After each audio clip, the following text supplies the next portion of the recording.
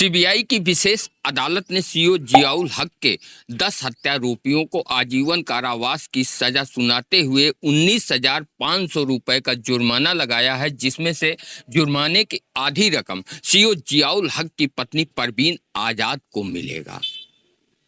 और जैसे ही सीबीआई की विशेष अदालत का फैसला आता है, सीओ जियाउल हक के वृद्ध माता पिता की आंखों से आंसू छलक आते हैं। वो कहते हैं कि हत्यारोपियों को कम से कम आजीवन कारावास की सजा मिलने के बाद मन को थोड़ा सा सुकून मिला, लेकिन जिन लोगों ने मेरे बेटे की हत्या की साजिश रची वो लोग बरी हो गए, जिसका मुझे अफसोस रहेगा।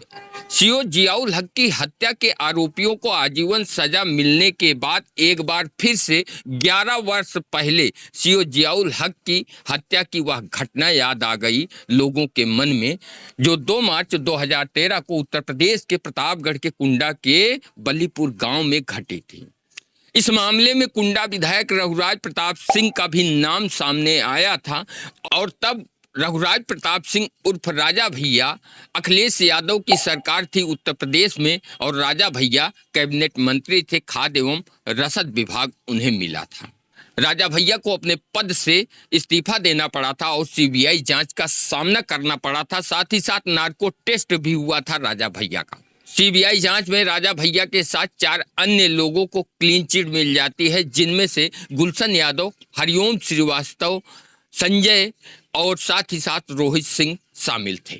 आपको बता दें कि 2 मार्च 2013 को प्रतापगढ़ के कुंडा के बलीपुर गांव के तत्कालीन प्रधान नन्हे यादव का जमीनी विवाद चल रहा था कामतापाल से। जमीनी विवाद के चलते नन्हे यादव की हत्या हो जाती है और जैसे ही हत्या की खबर उनके समर्थकों को मिलती है, असलहों के साथ वो मौके पर पहुंच जाते हैं और बवाल करने लगते हैं। बवाल करने के दौरान कामतापाल का घर फूंक दिया जाता है और बवाल होने की जानकारी जैसे ही तत्कालीन सीओ जियाउल हक को मिलती है, कुंडा थाना प्रभारी के साथ एसआई विनय कुमार के साथ भारी पुलिस फोर्स को लेकर घटना स्थल पर मौके पर पहुंचते हैं और भीड़ के पास जैसे ही पहुंचते हैं, भीड़ उनको अपने बीच में खींच लेती है और उनके साथ मारपीट करने लगती है। उनके साथ रहे सुरक्षाकर्मी के साथ थाना प्रभारी एसआई विनय कुमार सीओ को भीड़ में अकेला छोड़कर भागकर खेतों में अपनी जान बचाते हैं और भीड़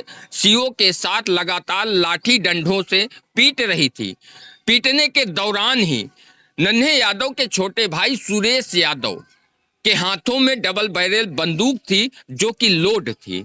उस बंदूक की बट से सुरेश यादव सीओ जियाउल हक के ऊपर वार करते हैं और जैसे ही सुरेश यादव तो बंदूक की बट सीओ जियाउल हक के ऊपर मारते हैं, वैसे ही बंदूक से फायर हो जाता है और बंदूक से निकली गोली सीधा सुरेश यादव को लगती है। सुरेश यादव की मौके पर मौत हो जाती है और सुरेश यादव की मौत होने के बाद भीड़ और उग्र हो जाती है। नन्हे यादव का बेटा सीओ जियाउल हक को पहले तो लाठी डंडों से पीटता है, उसके बाद राइफल से गोली मारकर उनकी हत्या कर देता है। सीओ जियाउल हक की लाश एक खड़ंजे पर पड़ी हुई थी। फिर भारी पुलिस फोर्स जाती है और सीओ जियाउल हक की लाश को अपने कब्जे में लेती है। सीओ जियाउल हक की हत्या के बाद उत्तर प्रदेश में राजनीतिक भूचाल आ गया था और उत्तर प्रदेश की अखिलेश सरकार हिल गई थी। अखिलेश यादव ने सीओ जियाउल हक की हत्या की जांच सीबीआई को सौंप दी थी। सीओ जियाउल हक की पत्नी ने 5 लोगों के नाम एफआईआर दर्ज कराया था, जिनमें राजा भैया के साथ 4 अन्य लोगों का नाम था, लेकिन 2013 में ही राजा भैया के साथ 4 अन्य लोगों को सीबीआई क्लीन चिट दे देती है। बुधवार को जब सीबीआई की विशेष अदालत में फैसला आना था तो एक बार लोगों के जेहन में फिर से 2013 की सीओ जियाउल हक की हत्या की घटना याद आ गई और सुरक्षा की दृष्टि को देखते हुए प्रतापगढ़ पुलिस ने बलीपुर गांव में भारी सुरक्षा व्यवस्था तैनात की थी और ड्रोन कैमरे से निगरानी की जा रही थी कि फिर से कोई इस तरह की अप्रिय घटना न हो जाए। हालांकि हत्यारोपियों के परिवार वाले सीबीआई की विशेष अदालत का फैसला बुधवार को आना था, तो अदालत के फैसले को सुनने के लिए वो लोग लखनऊ में मौजूद थे और गांव में पूरी तरह से सन्नाटा छाया हुआ था। कोई कुछ बोलने को तैयार नहीं था। सीओ जियाउल हक के हत्यारोपी आजीवन जब तक उनकी सांस रहेगी तब तक जेल की सलाखों के पीछे वो रहेंगे, बाहर नहीं आ पाएंगे। अब इस पर आप लोग अपनी राय जरूर दें।